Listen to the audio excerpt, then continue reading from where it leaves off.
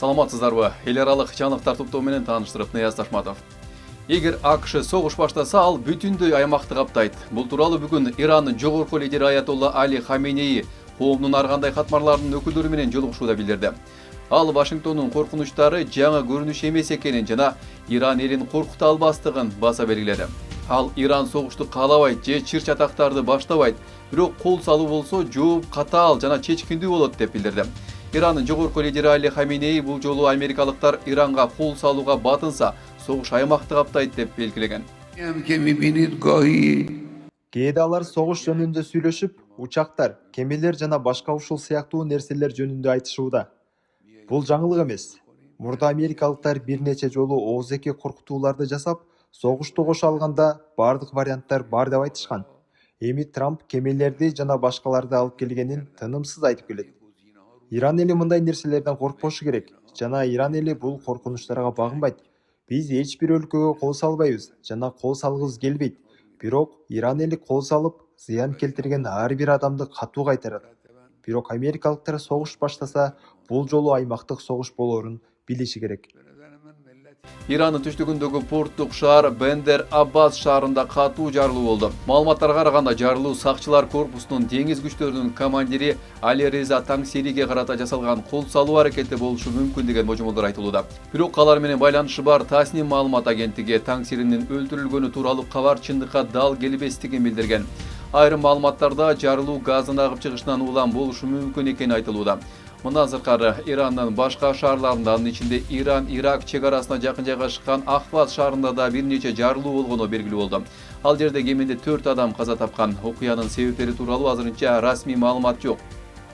Ал арада Иран метродо баш калкалоочу жайларды даярдай баштады. Тегерандагы 82 метро станциясы жана 300 коммерциялык унаа токтотуучу жай өлкөгө кол салуу ыктымалдыгы жаралган учурда баш калкалоочу жай катары колдонулат. Сергей Шойгу Кытайга келди. Ал жерде ал Кытайдын тышкы иштер министрлиги менен сүйлөшүүлөрдү жүргүзөт деп билдирди Орусиянын коопсуздук кеңеши. ККП Борбордук комитетинин тышкы иштер комиссиясынын кеңсесинин директору менен болгон жолугушууда тараптар эл аралык жана аймактык коопсуздуктагы өзгөрүлгөн кырдаалды талкуулашат деп маалымдашты. Шойгу Ван И менен акыркы жолу 2025-жылдын декабрь айынын башында Москвада жолугушкан. Анда эки лидер стратегиялык коопсуздук боюнча Орус-Кытай кеңешмесин өткөрүшкөн. Андан кийин Кытайдын тышкы иштер министри чакыруу менен Орусияга келген. Ишемби күнү Израилдин Газага жасаган аба соккуларынан кеминде 31 адам каза болду. Бул тууралуу Палестинанын саламаттыкты сактоо министрлиги кабарлады. Белгилүү болгондой, каза болгондордун арасында 6 бала бар. Ал эми дагы 30 адам жаракат алган. Алардын айрымдарынын абалы оор. Бул атышпоо келишими былтыр октябрда күчүнө киргенде карабай, Израиль андан бери 500дөн ашуун газалыкты өлтүрдү. Израиль акыркы бир нече жуманын ичинде Газаны катуу бомбалап, анклав боюнча бир нече жолу сокку урду. Жергиликтүү саламаттыкты сактоо органдарынын ишемби күнкү маалыматы боюнча чабуулдарда 20дан ашык адам каза болгон. Израилдин аскерлери өткөн жылдын октябрь айында макулдашылган ок атышууну токтотуу келишимин бузганына жооп катары Хамастын буталарына сокку урганын айтып актанышты. Газанын жарымынан бир аз азыраак бөлүгүн көзөмөлдөп турган Хамас Израиль ок атышууну токтотуу келишимин бузганын билдирди. Израиль Хамас башкарган полиция бөлүмүнө көп паттирлүү үйгө жана көчүп кеткен бакчыларды баш калкалаган чатырларга сокку урган. Куткаруу топтору Газа шаарынын батышында курмандыктарды издеп жатышат. Бул тууралуу медиктер жана тууганы Самма Албаш мындай деп билдирди. Биз эртең мененки саат 4-тө чочуп ойгондук. Алар 3 кичинекей кызды жана биз менен жашаган эжеми кызы менен өлтүрүштү. Биз көчөдөн 3 кичинекей жээнимди таптык. Ок атышууну токтоттук дешти эле. Ал балдар эмне кылышты аларга? Биз эмне кылдык? Эмне кылганыбыз үчүн бизди бомбалашты билбейм. Бул 3 бала эмне кылды? Хан Юнистин түштүгүндө кандуу чабуулдан кийин урандылардын арасынан талкаланган чатырларда жашаган палестиналыктар Израилдин аскерлери жума күнү болгон окуяга жооп кайтарып жатышканын билдиришти. Анда аскерлер Газанын түштүгүндөгү Рафах аймагындагы туннелден чыгып келе жаткан Хамастын 8 куралчан адамын аныкташкан. Ал жерде октябрь айындагы ок атышууну токтотуу келишиминин алкагында Израилдин күчтөрү жайгаштырылган эле. Дональд Трамп АКШнын мурунку президенти Барак Обаманы дароо камакка алууга буйрук берди. Трамп Барак Обаманы Орусия менен кызматташкандыгы үчүн ага каршы жалган маалыматтарды ойлоп тапкан деп айыптады. Ал Обама борбордук чалгындоо башкармалыгына 2016-жылдагы шайлоо тууралуу чалгындоо маалыматтарын бурмалоону буйрук кылган деп ырастады. Бул төңкөрүш аракети болгон, анын акысын төлөөгө убакыт келди. Обаманы азыр камакка алгыла деп буйрук берди Трамп. АКШ Индияга кайрылып, Орусиянын мунайын ордуна кайра Венесуэланын мунайын сатып алууну баштоону сунуштады. Бул тууралуу Reuters агенттиги кабарлады. Вашингтон мурда Венесуэладан мунай сатып алган өлкөлөргө 25% тарифтерди киргизген. Бирок азыр АКШ өзүнүн позициясын жумшартууга жана Орусиянын энергетика экспортунан түшкөн кирешени азайтуу үчүн Индияга Венесуэланын мунайын жеткирүүгө уруксат берүүгө даяр. Рейтер булактардын маалыматы боюнча Индия Орус мунайын сатып алууну азайта баштайт. Бул делиге АКШ менен келишимге жетүүгө жана жаңы соода чектөөлөрүнөн качууга жардам берет. Ишемби күнү түн ортосунда АКШда ондогон федералдык мекемелердин каржыланышы токтоп, өкмөттүн иши жарым-жартылай токтотулду.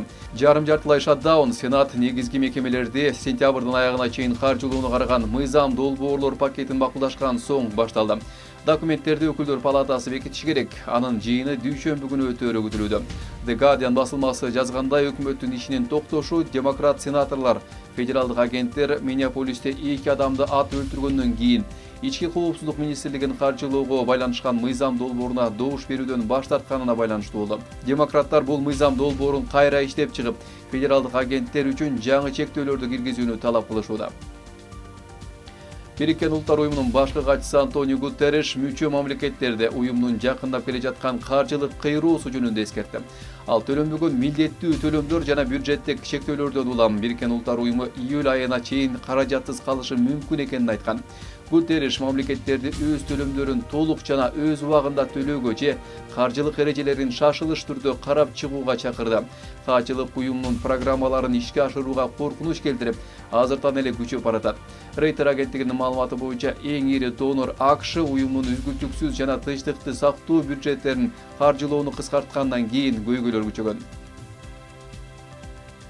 Дүйнөдө күмүштүн баасы 36%га төмөндөдү. Бул тарыхый эң төмөнкү көрсөткүч. Ал эми алтын 12% арзандады. Бул 40 жылдан ашык убакыттан берки эң чоң төмөндөө. Алтын менен күмүштүн баалары акыркы учурларда АКШтын федералдык резерв системасынын жаңы жетекчилигинин айланасындагы геосаясий туруксуздук, согуштар жана белгисиздиктин айынан жогорулап жаткан. Инвесторлор жана борбордук банктар коопсуз деп алтын сатып ала башташкан болчу. SpaceX космосту жасалма интеллект үчүн эсептөөлөрдү жүргүзүү максатында маалымат борборлорун жайгаштырууну пландап жатат.